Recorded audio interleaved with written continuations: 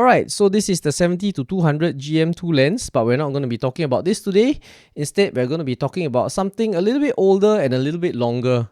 So I borrowed this lens from Sony, which they so kindly lent us. So this is the 100 to 400 G Master with variable aperture of 4.5 to 5.6. So this is the only G Master lens that lies within this focal range to this day. So how does this affect our performance in the real world? Let's go test it out on a video camera. So I've rigged up the FX6 and let's go to the zoo.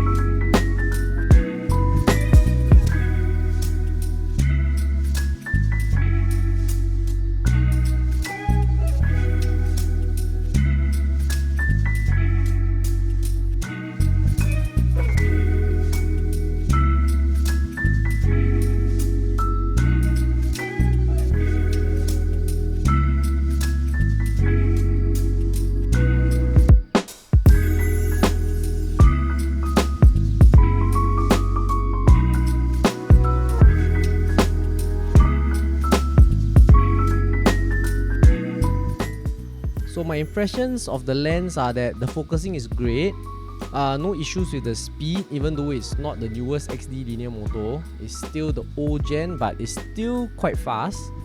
Manual focusing was good, the feel of the focusing ring was okay. It has a linear response, so there was no issues grabbing focus and adjusting fine focus.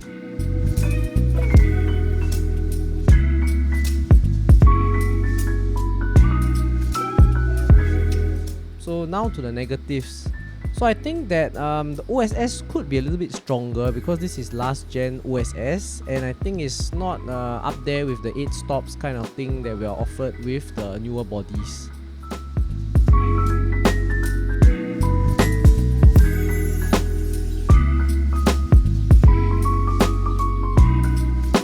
So this lens is also not as sharp as compared to the newer lenses.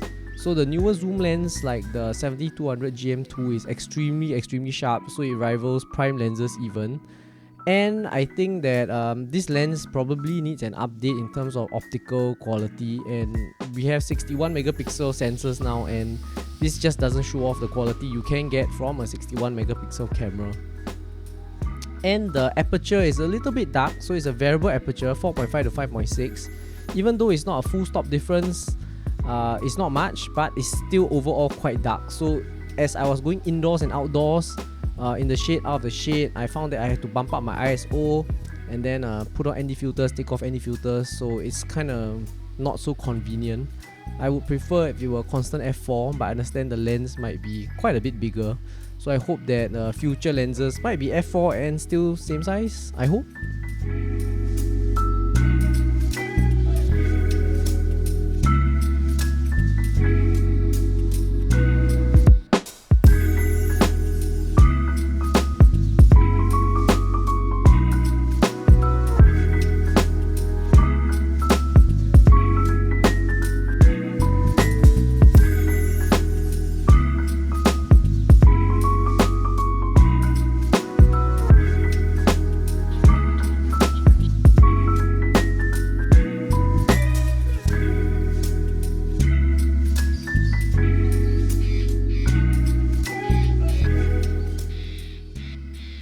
Bokeh is a little bit distracting at certain photos at certain distances, especially medium focus distances.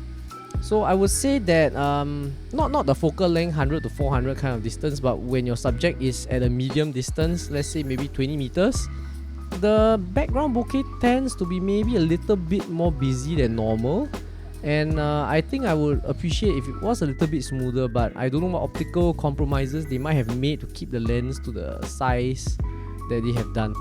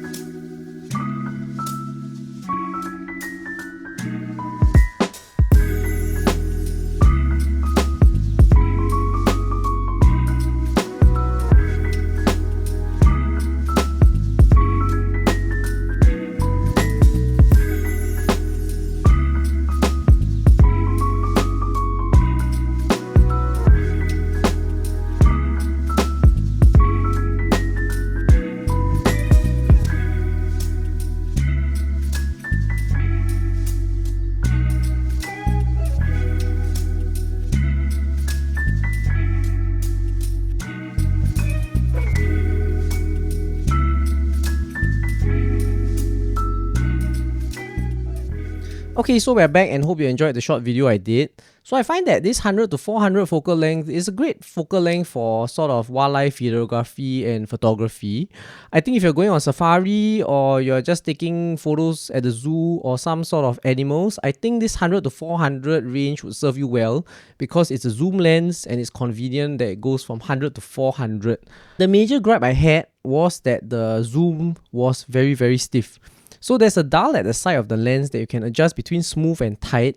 So this adjusts the tightness of the zoom ring. When it's in tight, obviously the zoom ring is very tight, and it stops the lens from creeping when you turn it upside down or shake it about. But when you put it to smooth, it's still a bit too tight. So the issue I have is that in smooth it's too tight. When you turn the zoom ring, you're actually twisting the lens on the mount. So it actually moves a little, it wiggles a bit on the mount. And I think after a long term, it might actually wear out the mount and the pin that retains the lens. So I think what they could do is maybe make it a bit smoother, like the 2470, which has an obvious smooth and tight zoom action. And that lets you crash zoom because you cannot crash zoom this lens, is way too tight. Also, if they could make it internal zooming, that would be the best. And I think that would be unbeatable. But I guess it will come at the expense of huge size. So I fixed the problem about the twisting by putting a lens support on it. And you can see the rig that I've built. So if you have a heavy body and a heavy lens, I think it's always great practice to use lens support so that you don't damage your mount in the long term. Because you never know if you're going to bump your lens against something when you're out in the field. Or when you keep twisting the lens, grabbing the lens to support it. I think a mount might be more helpful. Okay, so one more thing is that the barrel extends while zooming. So I think the weight balance after it zooms out is okay. However, it might suck dirt in as you keep zooming the barrel in and out. Okay, so back to the 70 to 200. So what I love about the 70 to 200 compared to that lens is that this is so much more compact and so much lighter. It also doesn't extend as you zoom. So I think this will make the best package for wildlife photography out in the field when you're carrying a lot of gear. This really saves your bag. And also it's compatible with the teleconverters. So recently I've been researching a lot about the teleconverters, the 1.4 times and the 2 times. And because this lens is so sharp, I'm probably going to pick up one of the teleconverters just to try with this lens, because most of the reviewers claim that with a 1.4, this actually rivals the 100 to 400 in terms of sharpness. And some people even say that the 2 times is actually good enough and you get pretty decent image quality out of this lens. So I'm going to get that and let's see what happens in a future video. So if you like this, please comment, subscribe and support me in my endeavor to make more videos about cameras. And maybe join Prash for his large format foray very soon. Alright, bye bye and see you in the next video.